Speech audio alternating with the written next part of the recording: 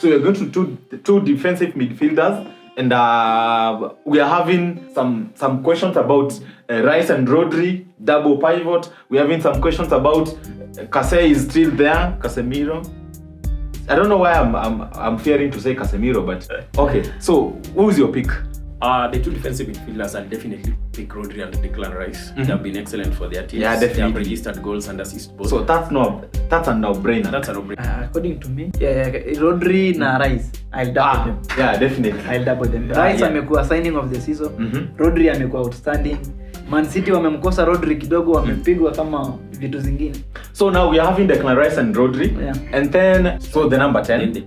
So me personally, is there anybody else apart from Martin Odegaard? Sasa hapo ndo wote, that's where we draw our lines. I have an argument. Not Eriksen, the only one, Maestro.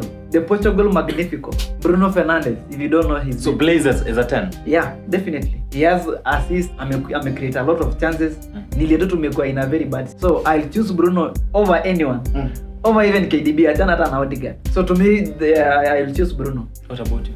Phil Foden. Foden, I think Foden would play good as an 11. He has registered 19 goals as a 10. So where do you place Cole Palmer? I'll shift Cole Palmer to the left wing. So why not bring Palmer 10 and Foden 11? It will still work. Because Foden plays well as a winger. Plays much better as a 10. So where is Odegaard playing? Or he will fit in my other team. Bana, do you know who we are talking about? Captain Norway. Yeah, we know him. So you're playing Palmer instead of shifting Foden to 11 and play Odegaard as a 10. Even if I shift Palmer. So Palmer has to be in the team of the season. Yeah, definitely. Foden has to be in the team of the season. Definitely. And Bruno has to be. Now we have one more winger to go. Now that is what I'm contemplating. So who are we picking as a 10? Who are you picking as a 10? I'm still standing with Bruno. No matter what you'll tell me, no matter how we will discuss, argue, ni Bruno too, bro. Sanaipe. Not Sanaipe. Sanaipe is a guy. So Ipe. So here we have in Bruno, Captain Norway, and Foden as a 10. According to facts and merits, ni Bruno all over. So wewe ulituweka kwa Maguire na facts and merits? Yeah. For real, I mean for real. Merit gani? Let's go back here hapa kwa hii 10. Okay, so I'm talking about Bruno Fernandes. I'm talking about Phil Foden, and I'm talking about Martin. So me personally, I would play Odegaard as a 10 and Foden as an 11. Palmer can wait for the anaweza ngoja kwa bench. But to me, I'll start with Bruno and bench Foden.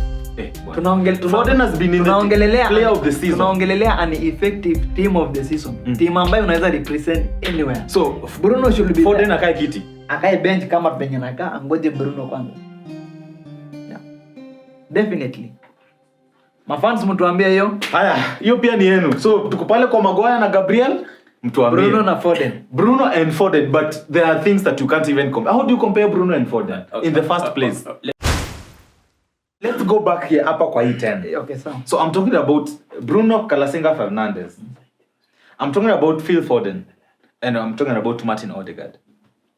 So me personally, I would play Odegaard as a 10 and Foden as an 11. Phil, Palmer can wait for the anaweza ngoja kwa bench. Because now okay, that's my opinion as a football fan, as an Arsenal fan, and I'm not trying to force captain to be in my team of the season. Okay. So now we have to agree. Okay, now let's not fit Martin Odegaard there. Let's agree on Bruno and Foden. Or to me, I'll start with Bruno and bench Foden. Foden has been in the player of the season. Tunaongelelea an effective team of the season. Team ambayo unaweza represent anywhere. So Bruno should be Foden akae kiti. Akae bench kama penye nakaa, angoje Bruno kwanza. Yeah. Definitely. Mafans mtuambie hiyo. Haya, hiyo pia ni yenu. So tuko pale kwa Maguire na Gabriel, mtuambie. Bruno na Foden. Bruno and Foden, but there are things that you can't even compare. How do you compare Bruno and Foden in the first place? Let me tell Soipe something. It is not that when we pick Foden, we are trying to say that Bruno is not a good player or he has not been instrumental for his team. We are just looking at the end result. Who managed to achieve the biggest prize for who managed to take his team to the highest level. And personally, I love Martin Odegaard so much. And if I'm to change things, I would take Foden to the left wing, like Mesh was saying. Then Odegaard as a 10. Then Palmer as a right winger. I would change that. But let me tell you, I don't think Bruno Fernandes would get into the team of the season because where has he placed Manchester United at the end of the season? He is a captain. Yes, you will say he's creating chances. But again, even Foden is not a striker. Tell me a midfielder that scores 19 goals in a season. A midfielder. Foden, I think you are the one who forced us to wake a 10. Because logically... logically, Foden is in 11. Foden is the winger, logically. So when so you can see, you are the person unaweza on a line up Foden amewekwa as a 10. Sijawalazimisha, I was not... It was your opinion. Anyone. Okay, now, you tumeachia my fans. So now, I want us to go to left wing. And please, don't blow my mind. I've already heard enough of you guys. Talking of Maguire over Gabriel, talking of Foden over Bruno over Foden. Not please, over Foden, over kwa hii, it has to be Bukayo Saka. Right wing. That is not left wing. I mean, yeah, right wing. It has to be Bukayo Saka. Did I hear someone say Garnacho? No, to be very much, because I'm a fan of football, and I like Saka. No, I like Saka. But so why do you put but? No, sieki but. When you say something and you say but, it cancels the first statement. So you're going to give a controversial statement. Okay, I'll choose Saka. Okay, definitely. Yeah. What is Saka? Okay, I didn't force you to say Saka. No, not really. Yeah, Saka is very much fine. Unajua kuna hii discussion ya Saka na Foden. Kowino, why are you laughing? Kuna hii discussion ya Saka na Foden. I'm going to Foden. change my stand on what I've decided earlier. Just go on. Why are you laughing? Go on. Who do you want to give us? Okay. Police. I want to shift someone else from where I'd placed them earlier. No. Of course, because they are still in that contention. Yeah. So I want to shift Phil Foden. You want to cook another discussion? There. So when I shift Foden to play there, so you bring Saka as a 10. I bring Odegaard as a 10, then push Cole Palmer as a left winger. Bwana Kowino, you're making this thing complicated. You have taken us behind. No, Bwana, you are just. Are you creating? What are you creating? A team no one will want to face. What is Cole Palmer doing there? A super team. So now you are admitting Palmer is better than Bukayo Saka? No, I'm admitting Foden has been better than Bukayo Saka this season. So that is why I put. But Foden has been playing as a left wing, not as a right wing. As a right wing. Right wing. Bernardo Silva has been playing there. Let me tell you. Please, let me break it down to you. This season, Phil Foden has played in 3 major positions. He has played as a right winger. I think probably, is it 48% of the games he has played as a right winger. Then he has played as a 10, probably 22% of the games. I don't know if the maths is adding up. Then as a left winger, he has played like somewhere around. Okay, now let's finish this thing. Bukayo Saka has to be in the right wing. Have we agreed on that? Did you agree on that? Yeah. We are 2 of us, you are all alone. Okay. So and then we go to the left wing. Who are we playing there? Foden. It has to be Foden. Odegaard has to be a 10. Foden has to be there. Okay, yeah. If Foden is not in the team, then he has to be. We are good on that. And then striker, it's none other than. So we are good. So striker, it's a no-brainer. We all know. Striker hapo kwa striker niko na maybe a different opinion.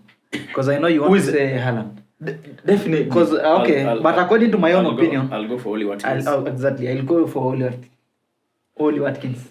Yeah. So my striker is Nicholas Jackson. Nicholas Jackson can play as a winger, can play as a midfielder, can play as a striker. In that team you just mentioned, we don't need more wingers. Okay, now but Jackson is a complete striker. Not a complete. And so is Oli Watkins. So, but now we are look at the team that Jackson has been playing in, Chelsea.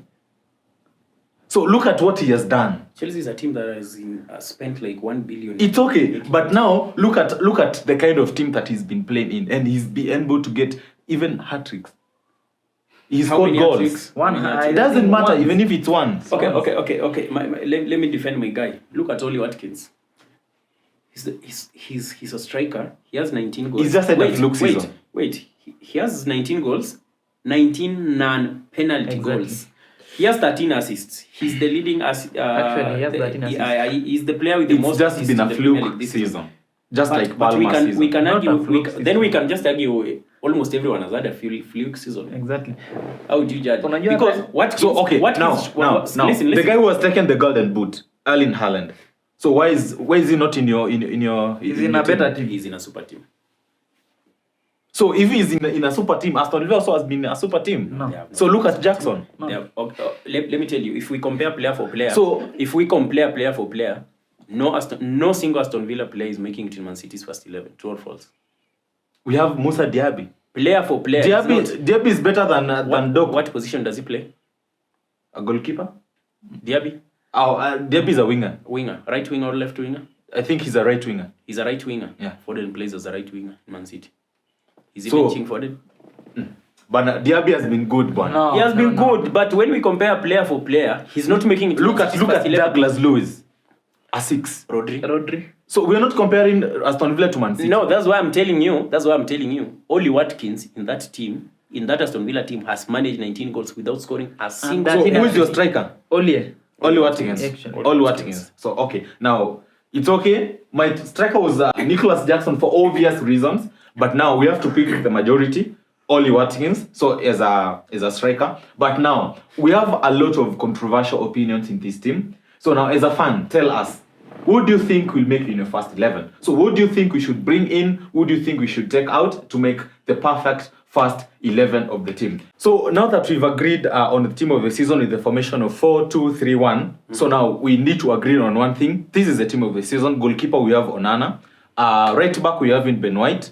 Centre backs, we have in Saliba and Gabriel or Maguire. So fans, tell us on that note. And then we are having our left back as Udoji. We are having two Holding midfielders. holding midfielders, that is the Declan Rice and Rodri. And then now we go to our number 10. We are having either Odegaard or Bruno Fernandes. or Bruno Fernandes. So now you have to give us your opinions on Bruno Fernandes or Martin Odegaard. And then on the left wing, we've agreed on Bukayo Saka.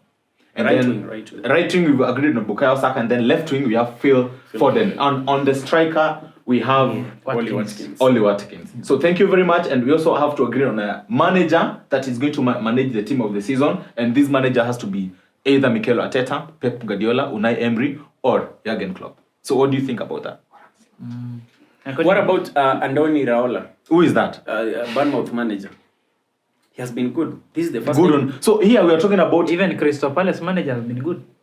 but he has not managed the entire season. So Palace so managers we are have talking you don't say manager has been good because he beaten Manchester United. not because for Bournemouth, I'm not for Bournemouth. This And also Bournemouth beat. So you want to say Bournemouth and Crystal Palace because alichapa Manu home and away. This No. man, you know, Those are the guys for who are the in the first time, spotlight. for the first time, Bournemouth No. has gotten the most points they've ever achieved in their history. They have been so good. They're in the top 10, if I'm not wrong. Yeah, the guy has been so instrumental in their season. Sorry. Yeah, and if you look the way they have been playing, even Dominic Solanke has been scoring goals courtesy of this guy. They were like, if I watch Bournemouth games, I feel entertained. I watched their game versus Man City. They were so good. They just missed on a few chances. The way Christie plays in that midfield, the way this Ouattara plays. Who else? There's a defender called Sabani. Sabaini. Yeah. So now They what play so about well. you? What your I'll manager go of the with season? Unai. Huh? Unai. But you were talking about Crystal Palace. No. What is the name of the Crystal Palace manager? It's you Mark something. Mark So something. Unai Emery for Aston Villa. Yeah, Unai Emery for Aston Villa. So why do you think it's Unai Emery? Outstanding. Outstanding in what One way? thing, ameleta hii team Champions League. Then amekuwa tu fine hivyo tu. Yaani ningechukua tu siwezi chukua Arteta na Pep. Kwa nini? Hao jamaa wamekuwa wazuri all over. So we are talking of someone new. So but now it's not all about someone new because even hapo kwa players kuna players wamekuja wapya and they've done good and we not pick them. So it's someone who is consistent today, tomorrow, after tomorrow, next week, next year, next month. This person will be good and it will be a top coach. Nikiangalia mahali huyu jamaa amepick team inaitwa nani Unai Emery. Amepick Aston Villa, amewapeleka mpaka ni quarter final ya Europe ama ni Ilikuwa Europa ama ni Conference League. amepeleka mpaka sijui ni semis ama ni quarters. Yeah, semis. Yeah, na sahii amejaribu at least ameweka nini hiyo Aston Villa to the Champions League slot. So naweza chukua Unai, but my opinion. So kwa hiyo unasema aje hapo ba? Najua utasema tu Guardiola. Mikel Arteta. Okay, so I'm going with Mikel Arteta. So Mikel Arteta has to be the manager of the season because when you look at what he's done in the second leg of the season, he's been so instrumental. He's been so good, tactical, and one of the good coaches in the Premier League. And so this comes back to you fans. Tell us what do you think is going to make a team of the. So are you not agreeing the fact that Unai Emery is? Yeah, Unai has been good. Actually, Unai picked the team 18 months ago. Aston Villa was in the relegation zone. Naweza kuwa nafikiria my own words or my own imagination. No. Amewanyima Premier League ama ni nini? Because unajua ndio liwazuia. No, we don't have to go back there. Okay. Yeah. Because I remember that April end aliwanyima hiyo Premier League. Right now you could be champions. Yeah. But it's not because he did that, but hakufanya poa. So lakini ni sawa tu. So now back to you fans on the comment section. Tell us who do you think is making the team of the season? Who do you think is going to be the manager of the season? And tell us, what do you think of the season that just concluded last week on the 19th May of 2024? So, okay, follow us on all social media platforms. Go to YouTube, subscribe to our YouTube channel, Big Sports Africa, TikTok, Big Sports Africa, X, Big Sports Africa, and Facebook, Big Sports Africa. Tell us what topic do you want us to talk next, and see you in the next show. Thank you so much.